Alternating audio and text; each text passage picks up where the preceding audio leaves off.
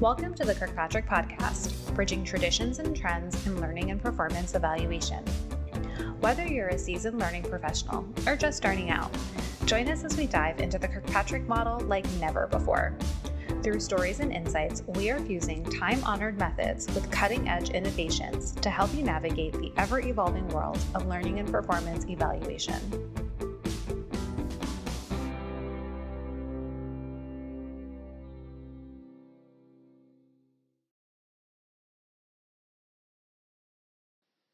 Hi, friends. Welcome back to the Kirkpatrick Podcast. It's Vanessa and Jim, your favorite podcast hosts, here to talk all about learning and evaluation and all about today getting some buy-in and how do you actually get buy-in with your peers and all the way upwards towards your stakeholders.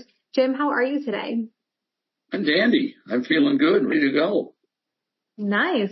So this episode was definitely your brainchild, if you will.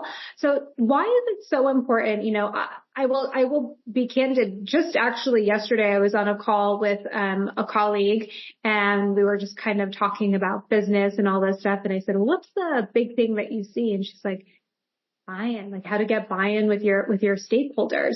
However, you have an interesting take on this before we really talk about buy-in with stakeholders, and it's buy-in with your peers, your colleagues, the others on your team. Tell me more about why you think that's so important in that first step.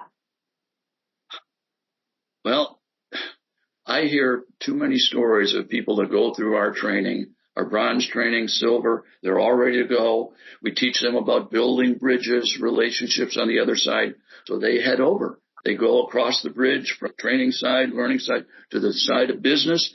They start talking, and more often than not, somebody from the learning team or the training group says, "What are you doing over there? You don't belong there. Come on back here where you belong." And what we're doing, Vanessa, you know this as well as I do. We are revising our materials right now, aren't we, to make sure that we don't just answer the common questions we get. How do we get buy-in from senior leaders? How do we get buy-in from supervisors? And then go to it. Now we're going to say, you better make sure you have allies on your own side before you do it.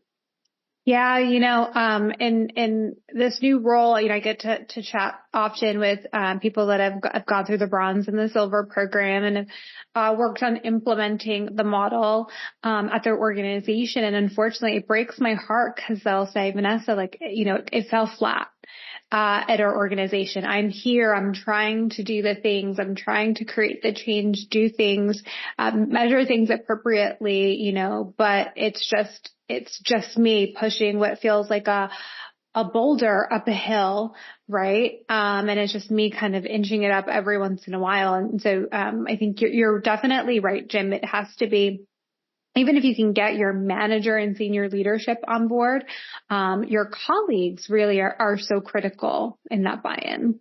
And as you're saying this, I've got a vest on here today, and I almost feel like taking it off because I'm kind of getting hot under the collar. You kind of look like Indiana Jones. Well, not the boulder. I take that as a compliment. I would.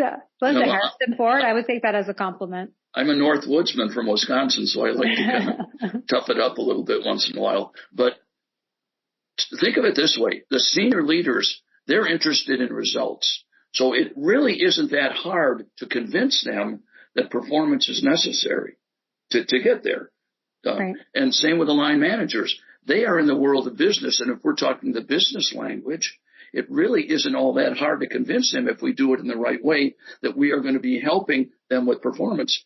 But it's our own people, our own colleagues, whether you call them talent, learning, training, whatever it is. They have been brought up in that world that learning is the most significant thing. And they are our toughest resistors because they well-meaningly believe that if we train better, learn better, develop people better, ultimately it will bring about the positive accolades from senior leaders, but it won't without the others. So we better start with fortifying ourselves with our own colleagues before we go forward. Well, and it's, if I may, my assumption, right, wrong, or indifferent, is that it also is going to challenge them to do things differently and step out of their comfort zone. And, in a world in which there are layoffs and there are, just reduction in force, and their jobs don't go away. They just get redistributed, right? So now you're doing the job of 3 people, but you're 1 human. It's just, what you have to do. You've done it. It's that muscle repetition, right? It's second nature. So to now shock your system, do something different, try something different, it puts you in an uncomfortable position, right? And when you're so much that's happening at one time, so many things that are calling for your attention, whether it is at home, at work, wherever, it does get overwhelming. So there's definitely a lot of change management that has to happen. Would you mind telling us more about what you mean by shocks our system? I'm intrigued by that. Yeah. I would say that, when asked to do something different or when asked to try something new, there's always that moment of, because you're so used to doing things the same way, of that shock that it stops you in your track, and you almost have to retrain yourself and reframe what it is that you're doing. You kind of go back, where you feel like you're an expert, I can turn this content out, I can do this, I can do that. You become back to, early in your career, because now you have, how am I going to have this conversation? What does the process look like? What's my first step? How do I, integrate? And unfortunately, this is where, I have a love-hate relationship, and we could talk about this another day, with the agile methodology. Sure. Sure. But this is where that being agile really is helpful, because you're able to, pivot quickly, and turn around and change your process if needed in order to achieve those better results.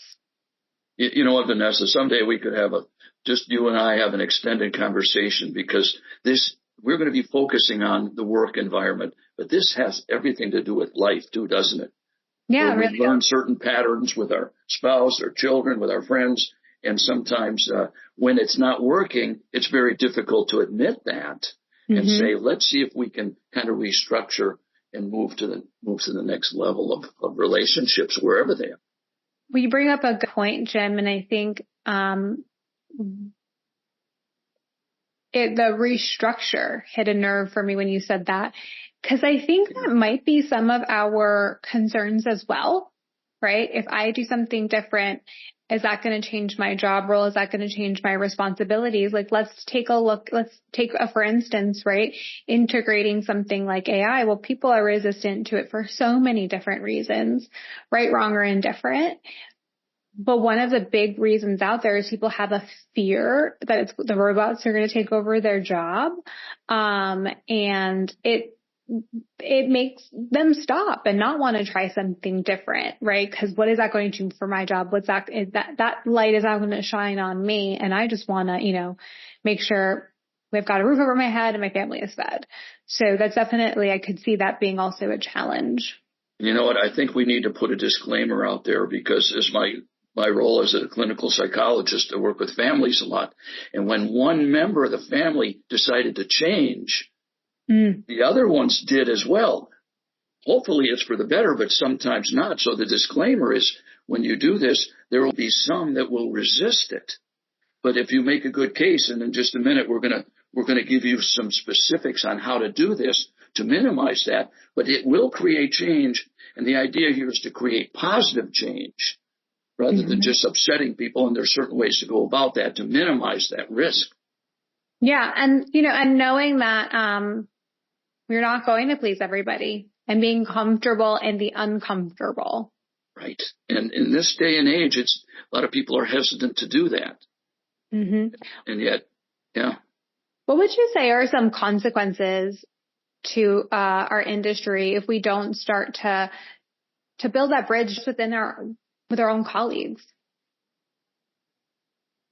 Well, we will become obsolete. How about that for a start?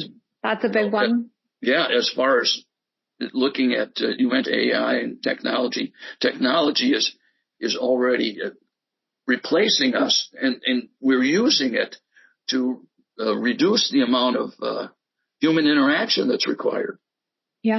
Whether it's in the training or the reinforcement, the recognition, all those kind of things. And unless we modify ourselves and become advocates and involved in the business, our level 1 reaction, level 2 learning is going to be almost completely automated, as well as the ADDIE model can be completely automated.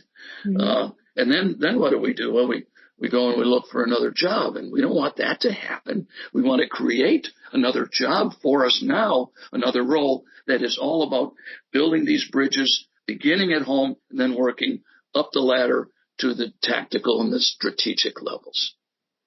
So what are some recommendations that we can give our friends here to help them build those relationships and bridges with their own colleagues? Well, the first one is there's a movie out called A Few Good Men where a guy named Jack Nicholson is in it. And his famous line is, "You can't handle the truth," that he's yelling at Tom Cruise. Yeah. Well, we don't want to believe Jack Nicholson. We want to believe that people can handle the truth if we do it properly. So my first suggestion is to do our homework and study things such as this 70-20-10 rule, which is in all kinds of different forms of really discovering the truth, that most of the performance, most of the success comes from the workplace, not outside the workplace. And so really do your homework and understand that and understand it in your situation, that we still need to do the 10%, which Rob Brinkerhoff and all his studies over the years at Western Michigan University has said that the training alone will probably provide about 10 to 15% of the power that goes into performance and results. And we can't be hanging on to 10 or 15%. The truth is that there is 20, 70% that occurs in the job. Vanessa probably know it better than I did. All those things go involved with that. That is what we need to research and as step one, and see if we can understand what the truth is about actual performance management. Yeah, I have to say, I think that we unfortunately don't focus enough on the what happens on the job, right? And how we can create learning experiences that involve you at work. So I think there's a lot of opportunity there to reframe what our roles are. And that there is still instructional design in developing performance support, right? And really looking at job roles. So yeah, it's just, again, like a reframing. And I'm really glad that you say that. Sometimes I get a little overboard about level 1 and 2 and it almost sounds dismissive, but I don't mean to be that way, because we still need people to respond positively and engage and find relevance and learn. But we want more of that to take place in the workplace than we do in the schoolhouses and the academies and corporate universities and all that. And so we need to be doing those things closer and in contact and in connection with the actual supervisors. And what do you do when there is a colleague that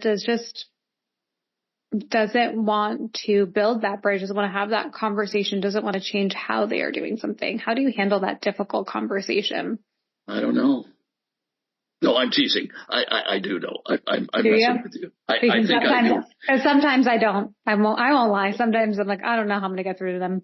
Well, I know what I do. When I don't know how to do it, I reach out to the CEO of our organization and I ask her to handle it. Fair. That's fair. But seriously, like that. What I do is, rather than try and deal with it by myself, the second suggestion that I have is to look for colleagues in your organization that are like-minded. Yep. And then you can have more credibility, as you're not trying to overwhelm the person, but you have more people to talk about how will we handle this, how do we approach it with this person, and 2 or 3 or 4 are better than one trying to do it. And if you can then uncover and discover those people who say, I get what you're saying. Karen or Jill or Maria or whatever. Let's talk more about it. And then let's figure out how we might win over some other advocates within our side of the bridge. Mm-hmm. And you're creating witnesses and testimony that give you a better chance than you're trying to do it on your own. Yeah, this reminds me of a conversation I often have when it comes to really stakeholder buy-in, but it applies. You have to know how to read the people that you're going to talk to. And I think if you are picking up on, the politics, the people that you work with, based on conversation, based on working together, where you all align, on the spectrum of trying new things or doing things the way that they've always been done, right? So generally who your allies are going to be, and those first couple of people that can help get that ball rolling and then kind of help you push that boulder up the hill, right? And then from there, now you have a few more people to help spread the word on your behalf and grab some other people, to participate as well. And I think doing so with a team of people and, just a few other colleagues really does, it grows quickly from there. And Vanessa, you're letting people know a secret here that Kirkpatrick is not just an evaluation model. It's a change management model. And everything you're describing is about managing change. And what it's really about is changing from the focus, almost the entire focus on learning to one that is balanced in learning and performance. And you know what else? I read a lot of mission statements, vision statements, and core values.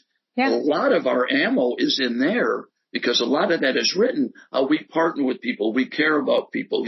We look out for their safety, their security, and all that. So if in doubt of our words, we can use the words that have already been written for almost every organization I know of that supports this collaborative way of dealing with performance.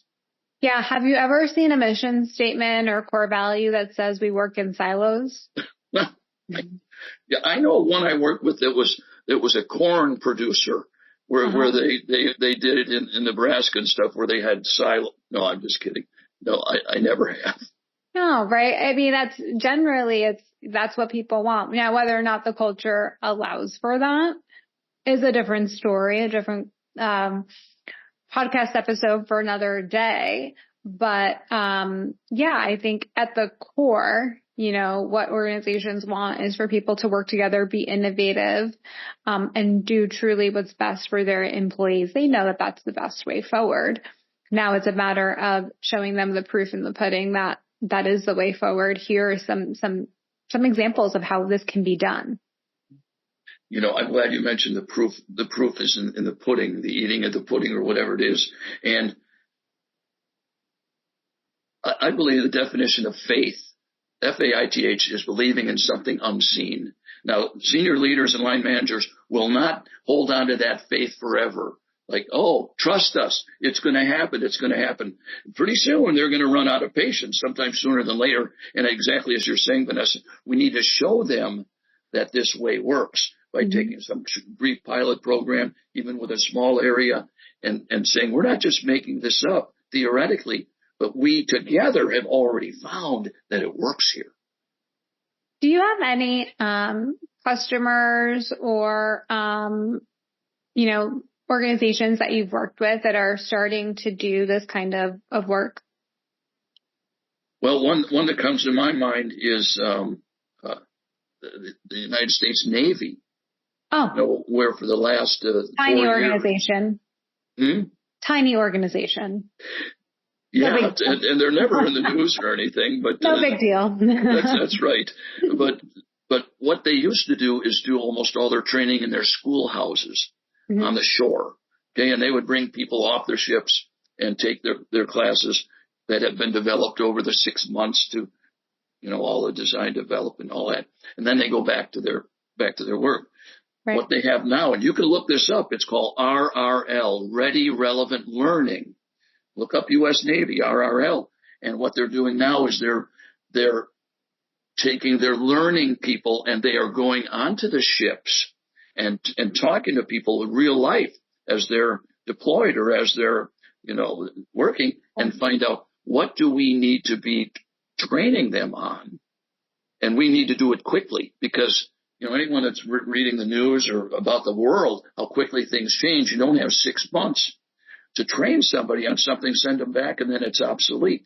So they are really doing that job of taking their former Addy people and converting them into learning and performance people and going back and forth.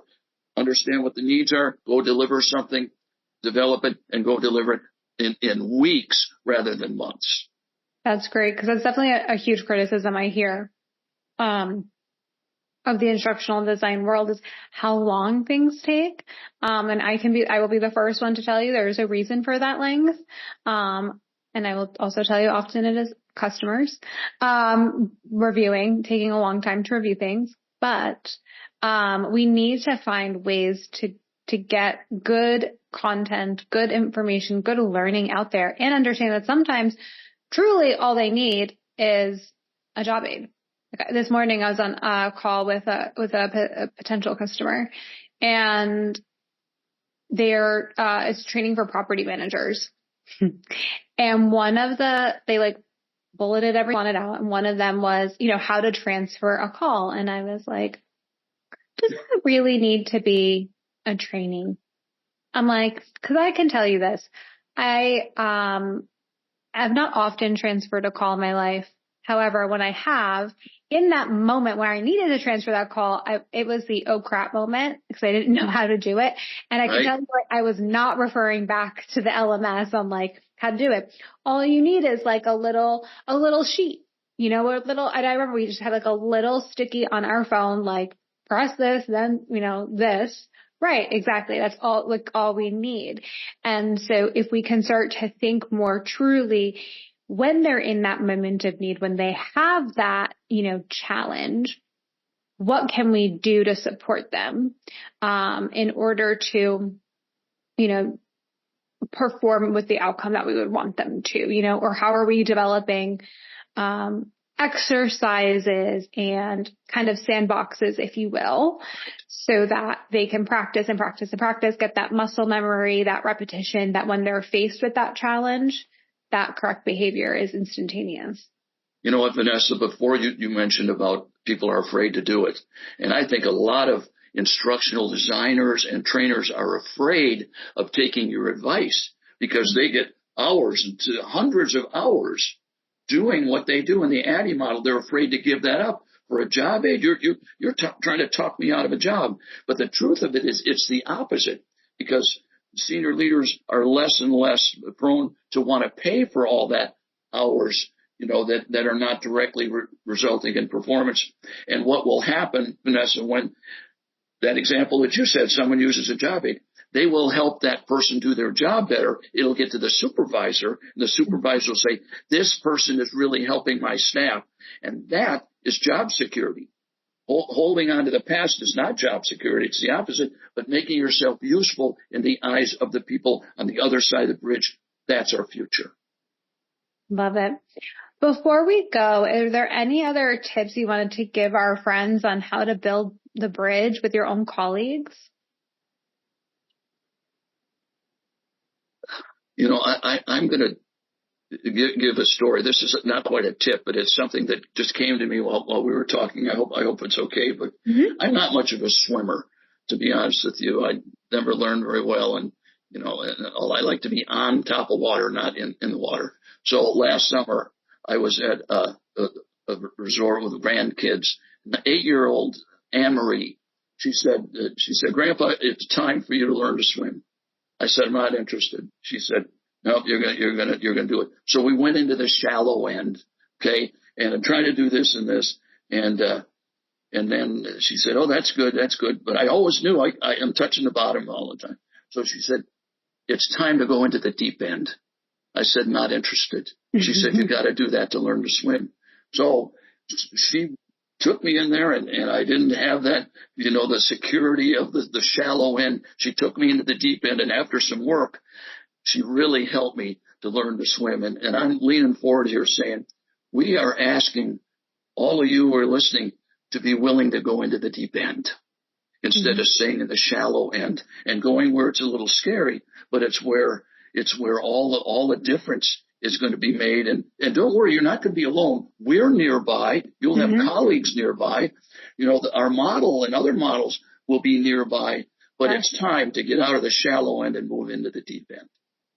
I love that. On that note, I want to leave our friends for today with something to think on. I think that's a really good question to ponder is how can you get into that deep end, and who, and what do you need in order to have those supports nearby, in order to do that. Jim, thank you so much for joining us today and for chatting with me. I really appreciated this conversation, and that last thought-provoking thought. It just popped in, so there we go. Love it. Thank you, everyone. Have a great day. Bye. Bye.